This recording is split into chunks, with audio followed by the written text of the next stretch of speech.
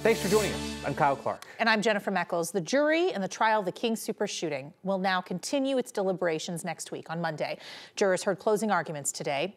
The shooter faces 10 counts of first-degree murder and dozens of other charges. Today, attorneys on both sides made their final case, summed it up for both sides. For the defense, no argument that Ahmad Alissa carried out the March 2021 shooting. They want a jury to find him not guilty, by reason of insanity, claiming he was schizophrenic and hearing voices on the day of the shooting. He's hearing those killing voices as he gets in the car and drives to Boulder. He's hearing those killing voices as he drives into the parking lot. He's hearing those killing voices until he starts shooting. Meanwhile, District Attorney Michael Dougherty stressed that the shooter was sane, as evidenced by his planning, that he'd made notes on his phone about how to carry out an attack, and told doctors he spent February practicing so he would be ready the day of the shooting. He hid his prep and his intentions from his family because he knew what we know from hearing from them. They would all think what he was doing was wrong. His realization that they knew it was wrong reflects that he also knew it was wrong. Don't reach the decision that he's guilty based on an emotional reaction. Reach that decision as evidence demands and requires. Jury will reconvene on Monday. To get a conviction, prosecutors need the jury to conclude the shooter was sane the day of that shooting, and all the doctors who evaluated his sanity concluded that he was. Warm and sunny day in Denver with changes on the way. We are expecting some rain around the metro area this weekend. Mountains could even see some snow on Sunday. I know the stuff way up high, Lord Robinson, already got its first dusting of the season, but this could be like some real snow. Yeah, snow at like passing level, things that you'll actually see, be able to touch. Hopefully not too much of it in some areas, but I think we could see several inches of snow in the foothills and high country. We're going to get up to an inch of rain across the Front Range. So lots of moisture, much needed moisture, pushing its way into Colorado throughout the weekend. Right now, though, let's go ahead and talk a little bit about what we're going to be expecting. So we have issued weather impact days for the second half of our Saturday into the first half of our Sunday. What's coming, the biggest impacts, it's going to be the cooler weather. Temperatures are going to drop drastically. We're also going to see that rain and snow across the area. And then as we go into next week, we're going to see more seasonal temps once things start to level out toward the end of next week. This afternoon, we saw those temperatures in the upper 80s, and I show you this to show the juxtaposition of what's going to happen. Today, we were near 90 degrees in Denver. We saw 90s across the eastern plains. Even the foothills and high country were in the upper 70s to 80s there. And then in 24 to 48 hours, we're going to transition from warm weather to snow. We already have winter weather advisories in place for a good portion of the high country. So I'll have more details on all of this in my full 7-day forecast. You'll certainly want to stay tuned. Aurora police say they have identified some of the people in the now viral video that became synonymous with claims about a gang takeover of Aurora. But police say they are not ready to say that any of the men seen with guns in an apartment building are actually Venezuelan gang members. The security video comes from inside the Edge at Lowry Apartments last month, right before a murder happened in another part of the complex. Today, the city's new police chief announced his department has identified 3 of the 6 people in that video. One is in custody, a warrant is out for 2 more, and police are still working to identify the other 3. They have not been identified as members of the notorious Venezuelan gang Tren de Aragua. Today, Aurora's mayor said people are too fixated on this migrant gang issue, despite the fact that Mayor Mike Kaufman pushed that narrative himself at times. I think whenever you have a group of armed individuals prey upon others, whether they're TDA or not, I mean, I think they're a problem in terms of conducting criminal activity, and they need to be stopped.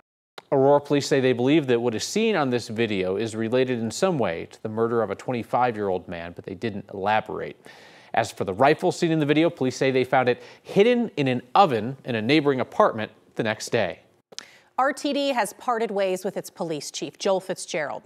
The transit agency announced the separation today, but they did not get into any specifics about whether this was a mutual decision or a firing.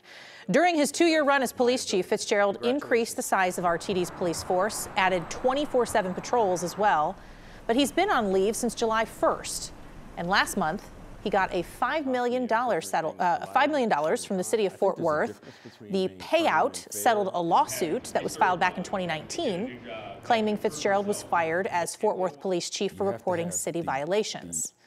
RTD has not told us why it placed Fitzgerald on leave this summer.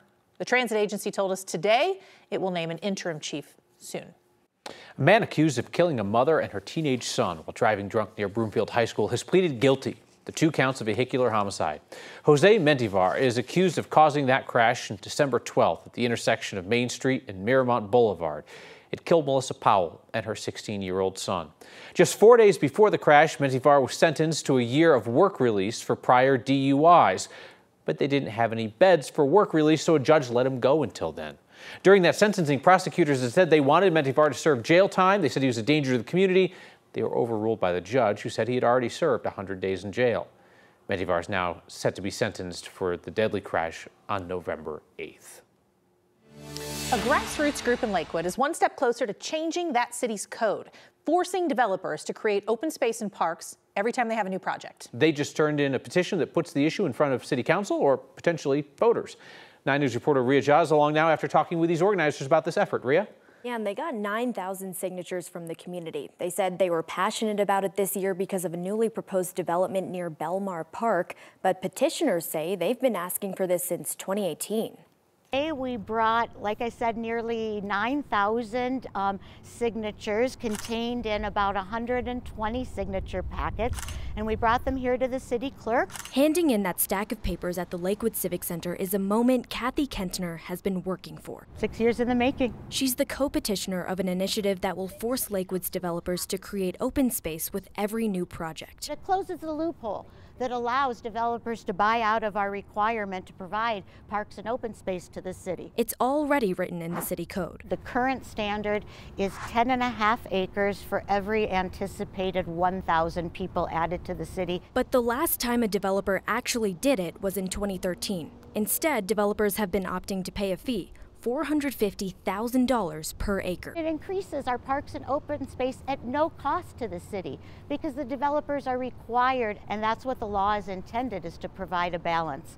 But when every single development in the last 12 years has been allowed to buy out of the requirement, is it really a requirement? If the signatures are verified, it goes to City Council. Once they're presented with this petition, they either have to adopt this ordinance or send it to the voters. While today was a win, it isn't the moment Kathy has been working for. It's not over. We'll be at the ballot box soon. It's worth noting that not everybody thinks this is a good idea. Several developers have said the open space requirement is a burden to new projects and actually makes it difficult to build the kind of high-density housing that could help with the state's housing crisis. In a statement from the city, they said the park dedication process is currently undergoing revisions, which will include public participation. Ria Jha, 9 News. A judge in Boulder has ruled that students can continue living in an apartment building just days after the city ordered everybody out. An inspection by the city found Ash House had created 4th bedrooms inside 3-bedroom units without a permit for those bedrooms. City gave the students 4 hours notice to evacuate and only a phone number to find other housing. Boulder did not say that there was an imminent danger in its notice, and that's one of the reasons the judge ruled in favor of attorneys for Ash House. City workers testified the extra bedrooms were dangerous because they didn't have fire sensors or a way out in case of a fire. A parent who flew in from Chicago to help says he's mostly angry at Ash House, but wishes the city had given more notice. The city didn't illegally build a 4th bedroom. They didn't fraudulently lead girls, 18-year-old girls, had been in college 3 months to kind of sign this lease and just hope for the best. Attorneys for Ash House said they will start construction immediately to get those additional bedrooms up to code and permitted. If students are living in those rooms, the attorney said they could move them into up to code rooms right away because some other people had moved out when all this happened and signed leases elsewhere.